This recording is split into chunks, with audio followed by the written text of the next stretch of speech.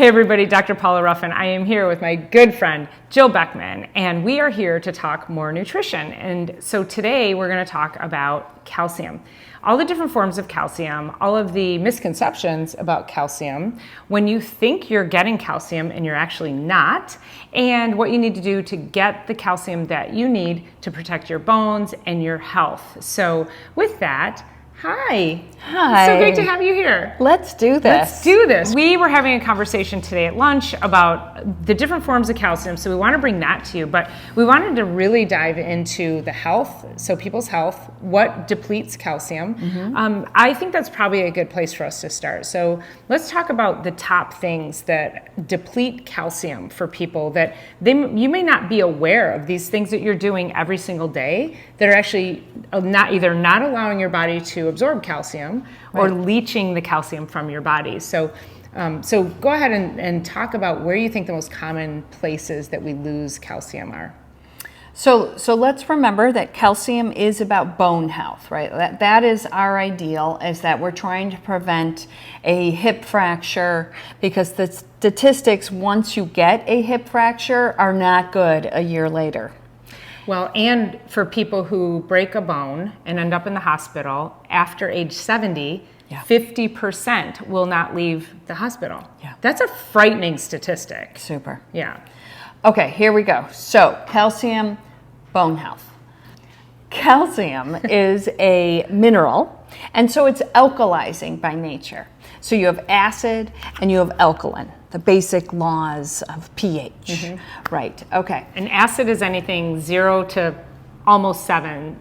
Water is a 7 on the pH scale, so just so you know where we're landing. So neutral. Neutral, and so things that are acidic are going to be like vinegar and lemon juice.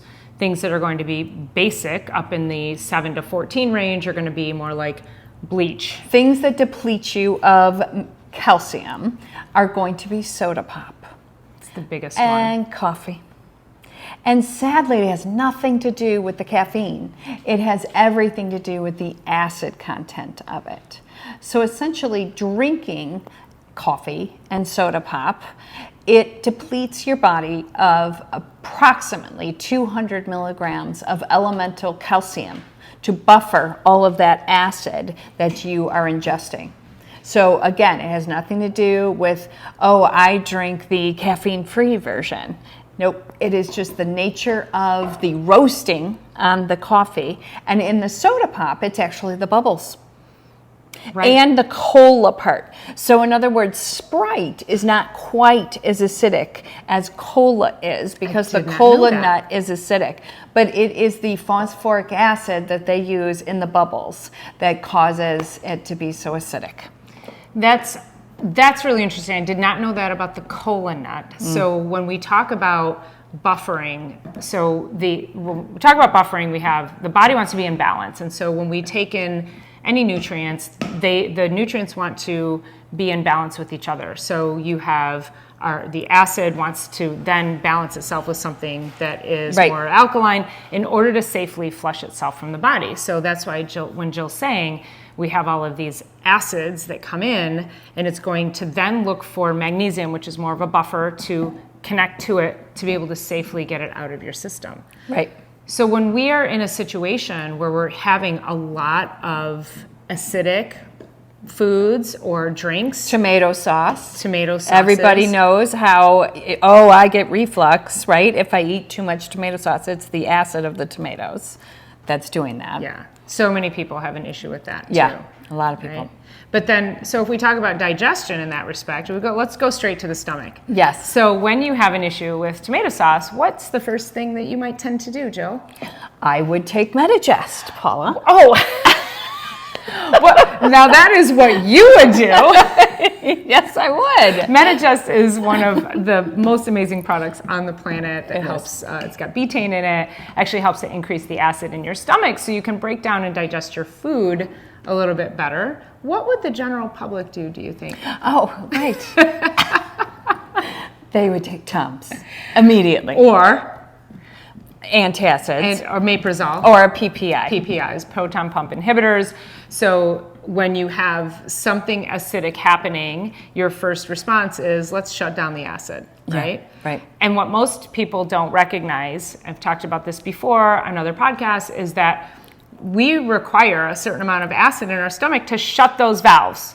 And so when you have all this trouble with acid and acid reflux, and you go in and you get the scope done, right, and they say you have a floppy valve. Well, no kidding, because you don't have enough acid in there to shut the valve off. Your brain, your nervous system will shut that valve in response to having the proper amount of acid in the stomach. So then you have acid reflux because you don't have enough acid. Right. So now you take more things to shut the acid down. That keeps the valve open. It doesn't really help. It does shut down the acid, but the valve will never close. Right. And then you don't close the rest of the valves in the gut. Now we end up with a whole gut, the cascade is thrown off. Of poor health in the gut, which that can be a whole nother conversation. However, I'm going to go back to the stomach. So when we take things to shut the acid down in the stomach, what are we doing to our bodies? What nutrients are we depleting at that point that people are thinking we're getting? So how the body wants to work is that the stomach would be acidic so it could denature protein and make amino acids available.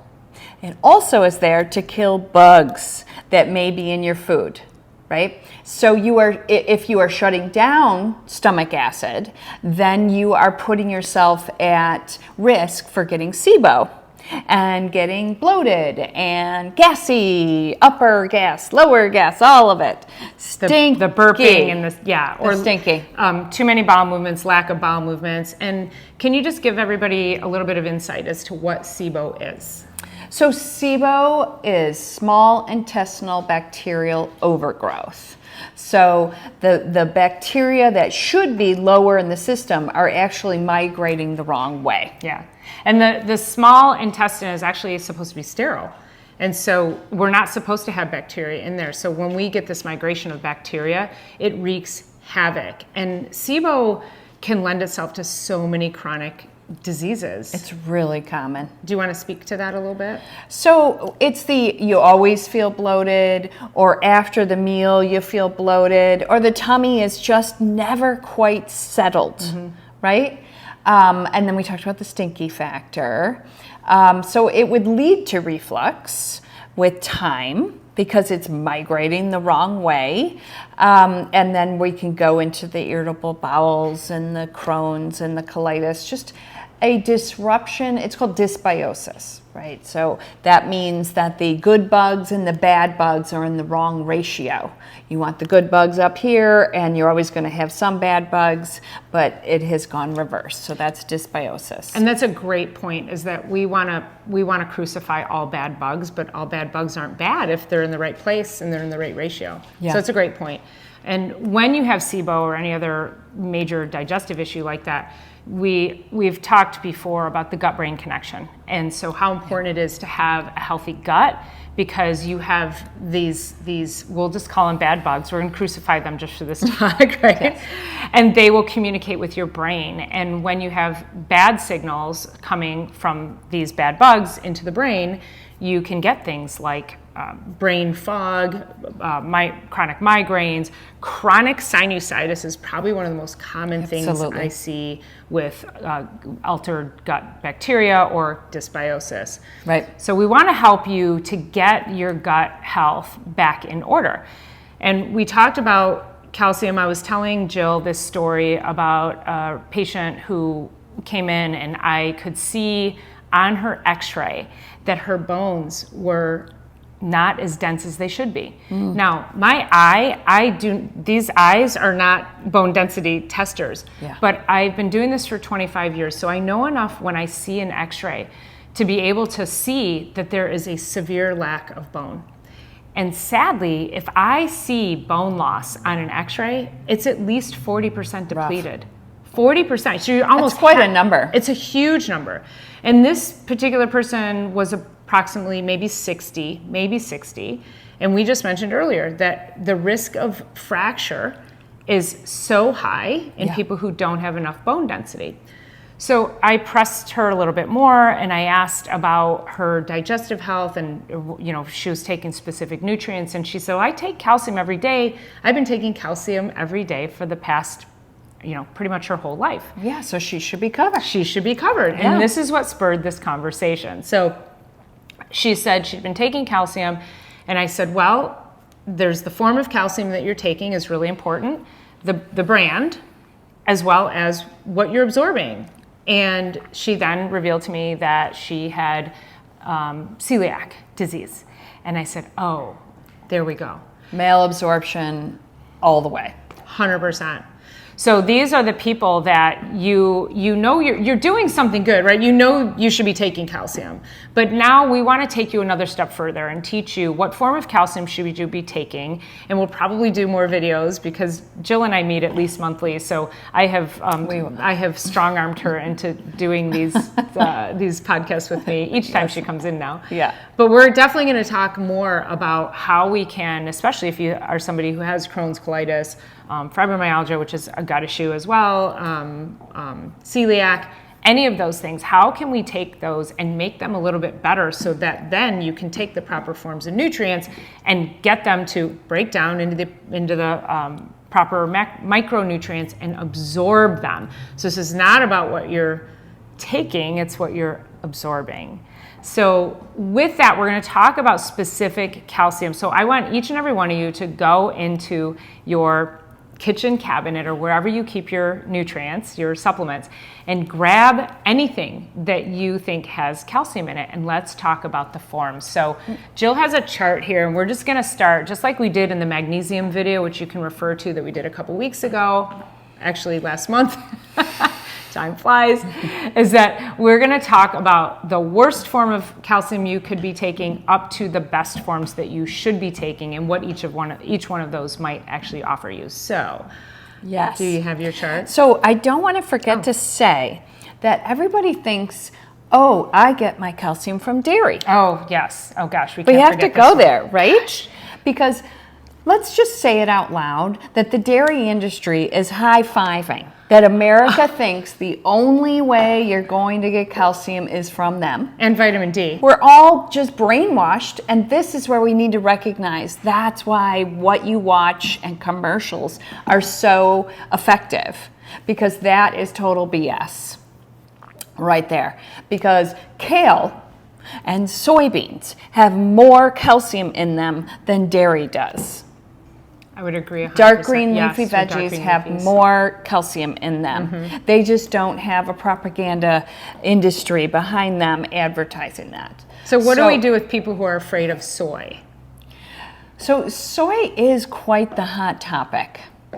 And frankly, if it feels terrible to you, don't do it. Don't do it. Okay. No GMO. Genetically modified soy is frankenfood. It is not the original source. And if you're eating soy, tofu, turkey,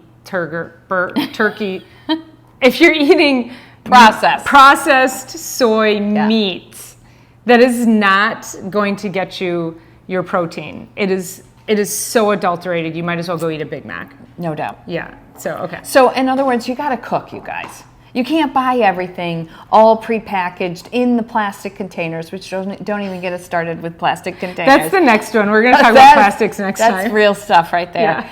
Yeah. Anyways, back to calcium. Calcium carbonate. So calcium carbonate is chalk, quite literally. And probably the most common source of calcium out there, right? I agree. Mm-hmm. So calcium carbonate is the highest per gram of calcium.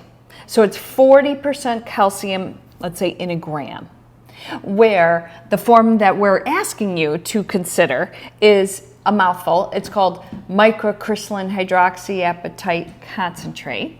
So the lowest end and the highest end. And that is 25%. So I'm trying to pull you in here of it's about absorption, not just the percentage of calcium. So when a practitioner says to you, okay, I need you to get on calcium carbonate because you have osteopenia, they're simply going off of it's the highest ratio of calcium. but they're not looking at absorption studies. So we talked about in the beginning of our chat here that you got to have stomach acid in order to break down minerals of any sort. That's magnesium, that's calcium, that's zinc, all of our lovely minerals that we're looking for. You need stomach acid to break it down. But calcium carbonate is chalk, and that's what all our antacids are made of, is calcium carbonate. And so they block the acid. And so essentially it's making you constipated, people, because it's not breaking the calcium down. It's a hard mineral going through your tube, and it's making hard, chunky, nasty poo. Yeah. Hard, chunky, nasty poo. It's not good. And you're smelly because you didn't break down the protein that you were eating. And so it's putrefying, and you are one big smelly you know what. And I see why I love talking to her. So yeah. Yes. And you're not pooping, so you're even smellier. Yeah. All of it. All of it. So, okay. And then let's start with aluminum on that conversation. Okay, so you were reading my mind. So I was just going to say, what else is in Tums that is affecting us? Antacids are using the cheapest form of chalk that is being dug from the ground, and it naturally has aluminum in it. It's not being added necessarily. It's just naturally occurring in chalk. So aluminum. What does aluminum do for us, Miss Jo? So aluminum, it is an antacid on its own. So when you look up, is there aluminum in Tums? They're like, oh yeah, well, it's an antacid. And perhaps it's not Tums, but just antacids in general, okay? That, remember when they used to have Tums aluminum free or with aluminum?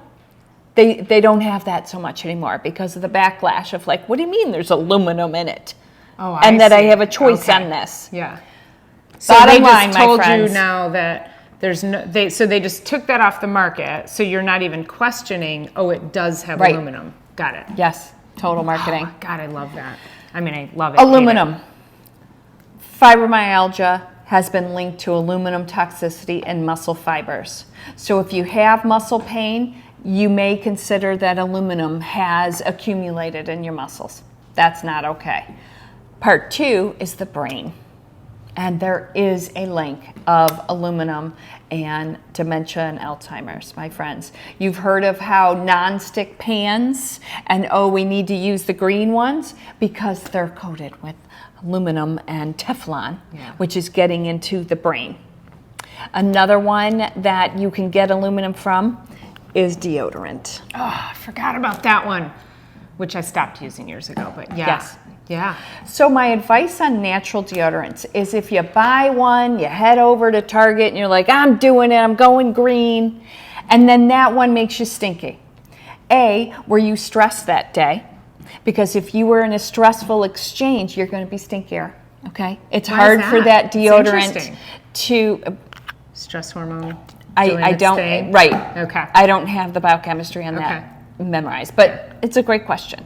All right. 2, rotate, buy 2 different brands, and every other day switch to a different brand so whatever bacteria that's living in your pits doesn't have an opportunity to replicate. Make sure that they're a different type of natural deodorant, right? Some of them are going to be baking soda, and some of them are going to have probiotics in them, and right. So try and get a different kind, and then you can stay on top of it.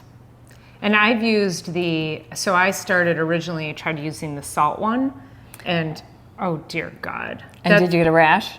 No, but talk about, it was like, hey, stink, come on in here, come on. Like it invited stink to my armpits. Like I could go the day without any and be far better off without the salt. Oh. Then I did Tom's, and so now I use Native.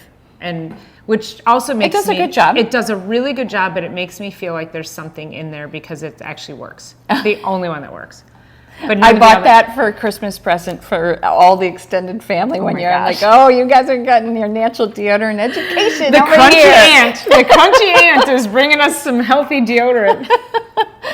All right, so aluminum. We have aluminum in our bakeware, antacids, our cookware, our pit paste. Yes. And so what would be, so aside from changing that cookware and stopping taking Tums, if we're going to stop taking Tums, how do we help people then with their reflux? And we also need to talk about the PPIs too, because let's talk about helping with reflux, and then we'll go to because if you're watching this and you're thinking, well, I don't take Tums, I take omeprazole, or what is it, Nexium? Your PPI. Your PPI, and right? of course, we're not advising that you have to get off of your prescribed medication. We're trying to give you hope, my friends, that there is a possibility of getting off of these medications so that you do break down protein and get to amino acids so that your body can actually absorb those amino acids and build muscle and help your liver function. It starts the whole cascade if you are not breaking down protein properly. Well, one thing you just said was, no, we're not sitting here advising you to get off of your prescription medication. However, I bet most of you have walked into the store and picked those right off the shelf all by yourself without it being prescribed for you because you saw commercials that said it would help you. So if you have self-prescribed, first, two things. If it is prescribed and you've been on it for years, that's an absolute no-no. Even the label says, 6 weeks? No more than 6 weeks. It is a short-term product, period. So you need to go have a toe-to-toe conversation with your doctor to say, why have I been on this for years? And I see it all the time. Sad. So sad. And then, of course, the second thing would be, if you walked into a store and picked it off the shelf yourself, how do you know that you're even on the right dosage? How do you even know that that's the right thing for you? And this is where you have to look at yourself in the mirror and say, my health deserves more than just going in, picking something off the shelf and thinking it's doing something for me when it's actually not. You're just covering up the symptoms. So I think it's critical that you start to recognize that just because you can walk into a store and pull a drug off the shelf does not mean it's safe, period. It is not the underlying cause. Mm-hmm. And that's what we're trying to get after here. Perhaps red wine isn't working for you anymore. Wait. What? Wait, what? Legit. It's hard to digest. So we could list all the ingredients that are appropriate for getting off of PPIs, but frankly, you should work with your functional medicine practitioner on how to do that. For sure. And there's ways. I want you to know you can do it. Yes. Really. And it is not like you have to suffer and burn, because the nutritional products are going to calm down the burning effect. So how it's been described to me is that ingredients like zinc carnosine, fascinating. So here we go. The carnosic acid that's bound to zinc delivers that zinc topically to the stomach lining. So it's like the carnosic acid recognizes stomach lining and brings the zinc on it so that it can heal it. Just like a baby's bottom, when your sweet little num-num has burnt bum from pee-pee and poo-poo, you put zinc cream on there, right? And the next day you're like, oh my God, it's better. That's what you're doing with zinc carnosine, is you're applying zinc onto the stomach lining so that the lining can build up and repair, and then it doesn't burn. And so to that point as well, which I don't, there were so many things in there that I love. But when you're taking these PPIs, you're literally shutting down the stomach's ability to produce hydrochloric acid. And so these are specific nutrients that go in and not only heal the stomach lining, but then reteach the pumps to produce the hydrochloric acid. So now we can get the proper amount to start to break down the food. And when people go off of their PPIs, and then they'll say, if you've been on it for years, and people will go off their PPIs and they're like, oh yeah, but I had this, oh my God, I got acid reflux so bad, it was terrible, so I need to be on them. And that's to Jill's point, is that when you're working with somebody, a good functional medicine practitioner, then we're going to put you on specific nutrients that are going to heal that gut lining first before we start to wean you off. Right. Because we've got to get the gut lining working better. And I always say too, we use nutrients that, if you think about like a sunburn or the baby's bum, we are going to put nutrients on or inside of you that are going to like Exactly. calm, Like and aloe. soothe. Yeah, the aloe and the licorice, and Right. And these are things that are going to calm and soothe, so that those pumps can now start firing properly, and you're not going to get this rebounding. And I think that's a really important piece for people to understand. Is I've tried going off of them forever. I need to be on them. No, you are not deficient in PPIs. You are not deficient in Tums. Right. So seek out a good functional medicine doctor to help you wean those off, get on the proper nutrients to be able to heal the gut and start to wean off of them. So, yeah. So timeline, it's going to be 4 to 8 weeks of weaning off of this medication. And don't just try and do it all by yourself. You do need some consulting of how to do it. And you will be able to. And then you're going to have to grapple that it could be some food habits that you have. Time of day, right? That you eat late and then you immediately lay down. That's a recipe for reflux, peeps. So I was watching those sleep number advertisements of the snoring guy can be like up so he doesn't snore. Like, oh, I bet they're selling beds on that one. Probably, for sure. So sad. I'll tell you that gluten and snoring are absolutely related. Within 5 days of removing gluten, my partner was barely snoring compared to rocking the walls. Because if this is inflamed, because every meal is gluten, this is inflamed.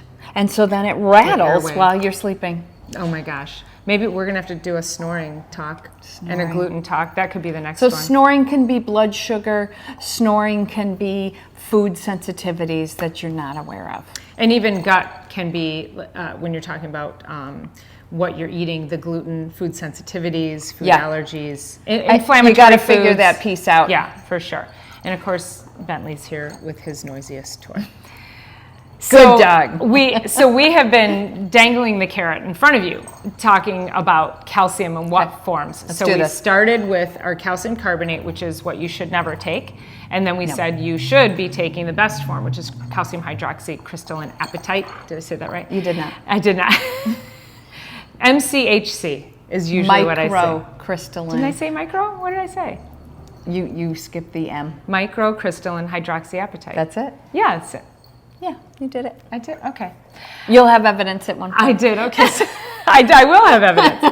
All right, so we're gonna go through our calciums and what you should be looking for, because by now you should have already gone into your kitchen and pulled out your supplements, and you should be able to read along with us. Yes. All right, perfect. All right, so we established the case for calcium carbonate. There's contaminants in it from where they mine it in the first place. It's not necessarily going to be on the label because they consider it, it's such a small amount that they don't have to put that on the label. Well, and I always say That's sad. the poison is in the dose. So, and then it's daily. So yeah, daily. And it's also in a single form, right? So it's aluminum. It's not enough to cause a problem, but it's aluminum, and then it's all the other toxins that are in all the other things that you're doing. Yeah. So, all right, so oyster shell calcium. When my mom went into the hospital with a fracture that she was barely doing anything and the hip went at 82, they give her oyster shell calcium. in the hospital. At least they recognized a supplement. Yeah. And oyster shell calcium is loaded with contaminants from the ocean, because our oceans, as we all know, have PCPs, have heavy metals, PFAS, mercury is laden in it, and the shells are concentrated in that. Oyster shell calcium is another form of calcium carbonate. Yeah. It is very poorly absorbed. It's a no. I think my mom, that's what she took when I was little. She knew enough to take calcium, but yeah, I feel like oyster shell calcium was like a thing back in the 80s. Right on. Yeah. Yeah. So it would be a high percentage of calcium is why. Mm-hmm. But absorption, not so much. All right. Then we're going to move on to calcium. Let's do citrate. Okay. All right. So calcium citrate. I'm not here to say that it is the evil form. I'm here to say that it's really not for the bones specifically. It is more about preventing kidney stones. So it's the citric acid or citrate form that is helping to dissolve kidney stones. So essentially what you want to do is, if you are someone who tends to be a former of stones, like oxalate stones, then you use calcium citrate with your calcium foods or with your oxalate forming foods. Thank you. So that would be kale and all your grains, almonds spinach, are your loaded. Nuts and and your nuts. So sad. Yeah.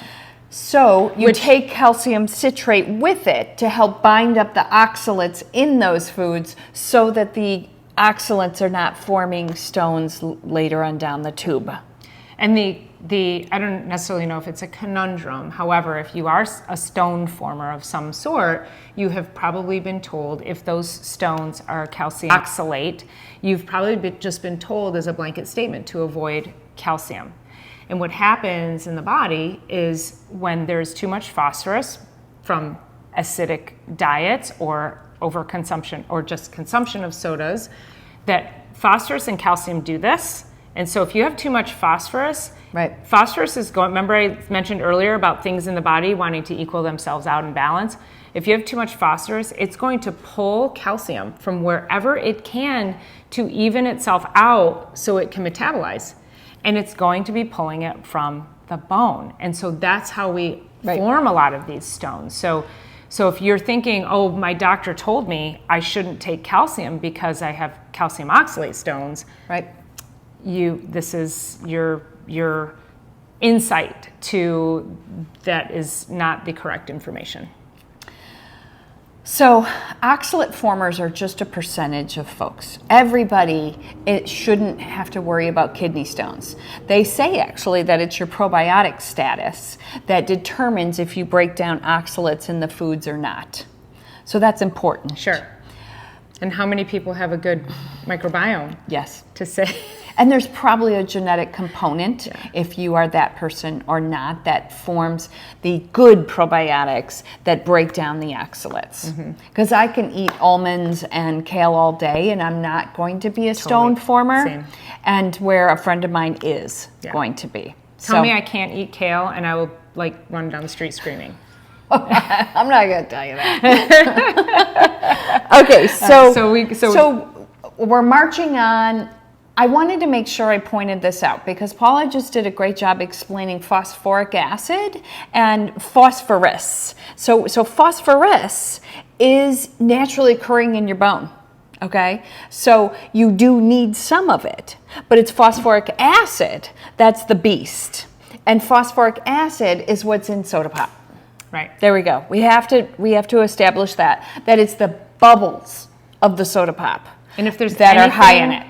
That should be, well, I would say there's a multitude of things that I think should be outlawed, but cigarettes, vaping, soda, and Gatorade and all of that, but that's, just high fructose corn syrup in general.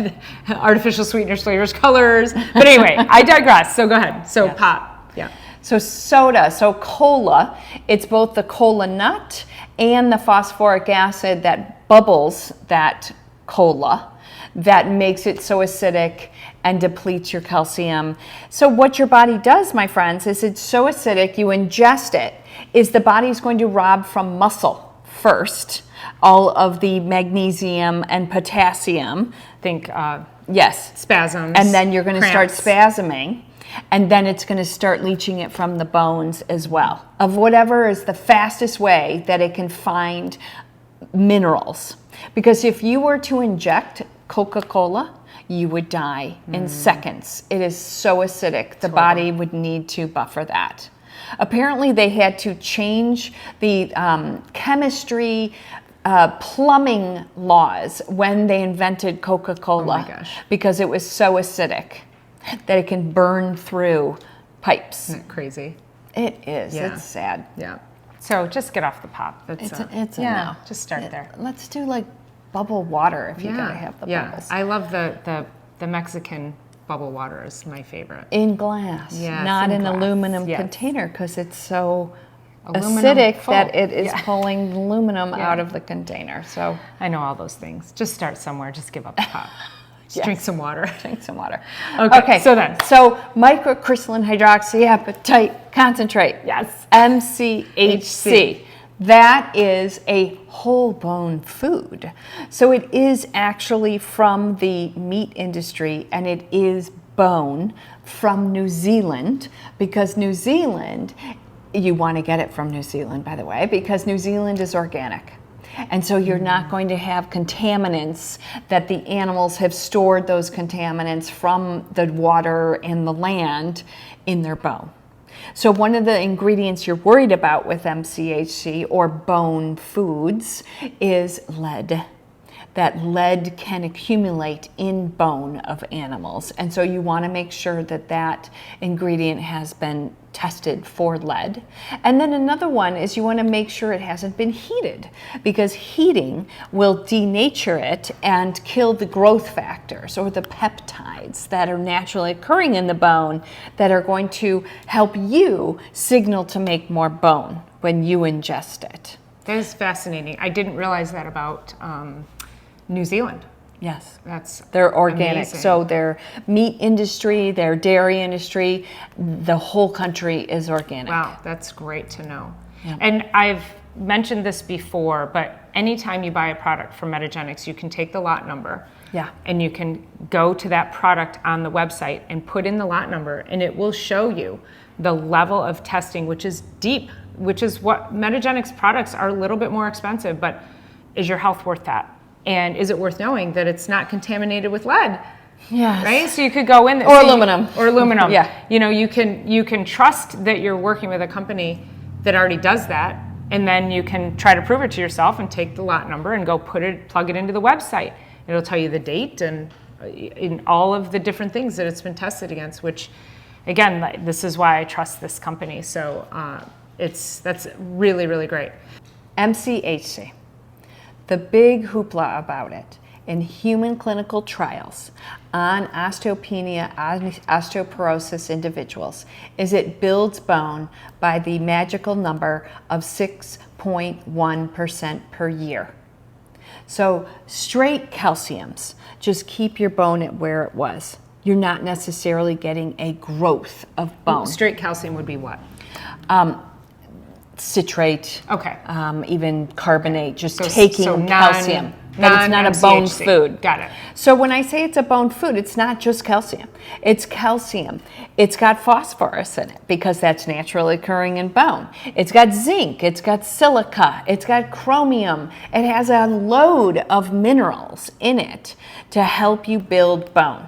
So in other words, it is healthy bone that is building bone at 6.1% per year. And that's a big deal, building 6.1%. So like this patient that I was talking about earlier who we see bone loss on the x-ray, is there a specific dosage that we need to be looking at to help someone? You know, she clearly has bone loss. So how do we take somebody who has osteopenia or osteoporosis, and what are we looking at? Is that more individualized? I mean, so it's probably a elemental multitude of calcium, we're things, trying but- to get to between 1,000 and 1,500 Okay, so that's of easy. elemental. And we're assuming that you're eating fabulous dark green leafy veggies. And so approximately about 1,000 would be from a supplement of MCHC, and then the rest would be from diet, depending on how fabulous you eat. So we have to fix all of it. So if you're struggling with any kind of bone loss, you've been diagnosed with osteopenia or osteoporosis, Yep. we really do need to look at gut health. We have to look at your Yes. diet, your lifestyle. Are you doing weight-bearing exercises? That's Huge. Weight-bearing exercises will build bone as well. Right. And then, of course, then we can come in to with supplementation, because I'm a firm believer that we all need to be supplementing, but we cannot out-supplement a poor diet or lifestyle. Right. So I have got to get you on board with that first, but we can help you in all the things. But knowing that we have these tools is really, really powerful, because it's that added element that, okay, we're going to help you in all the ways, and then we're going to just really amp up your nutritional status. So microcrystalline hydroxyapatite. And then I'm just going to lay this out for another conversation, but we know that a lot of the nutrients that we're getting in our supplements are derived from animals. And so we're going to need to, and I'm foreshadowing for another conversation about what are we doing for our vegans and our vegetarians and people who refuse to eat animal products? Because I know that's a conversation I've had. We can help them. We just go around. Yeah. Yeah. So we're just going to vitamin D is a piece of this pie. Vitamin K is a piece of this pie. Alkalize yourself with the dark green leafy veggies. So you have to have that conversation with a vegan of like, are you actually getting good vegetables? Is this a starch habit that you have, right? And that is a big piece of the pie too. Soda is vegan. Excellent point. Right? Yeah. So is chocolate cake. So without the dairy free. Yeah, it's possible. All right, so did we cover all of the elements of calcium? We covered the big ones that you'll see out in the industry. So we want to avoid, there are others, but we want to avoid calcium carbonate. Yes, we do. We want to avoid oyster shell. We can do calcium citrate if we have an issue with oxalates or vegetables that we cannot process them, or for stone formers. That's going to help bind. However, the calcium citrate, just so you know, is not going to be a bone builder as much as it's going to help to decrease the stone forming properties of other foods. And then we have MCHC, which is going to be from a high quality source from New Zealand, from organic animals that are going to help give us the maximum properties of bone building at, what'd you say, 6.1% per year? True. That's a lot. And also it's going to be lead free according to Metagenics in their testing. So every batch. Perfect. So it's metagenics.com/true quality, TRU quality, in order to put your lot number in to find out your specs. Yeah. And then you'll see in the show notes, drruffin.metagenics.com. That's it. That is all things calcium for today. If you have any questions, please leave a comment. Don't forget to subscribe and share this with somebody who maybe has been struggling with bone health and is not sure what the problem is. This might just be the answers that we need to work on their gut health, and we need to get them on a higher quality of calcium to suit their needs and start rebuilding their bone health. So anything else to add? We did it. Perfect. Awesome. Thank you guys for joining. We appreciate you being here, and I cannot wait to see you on the next one.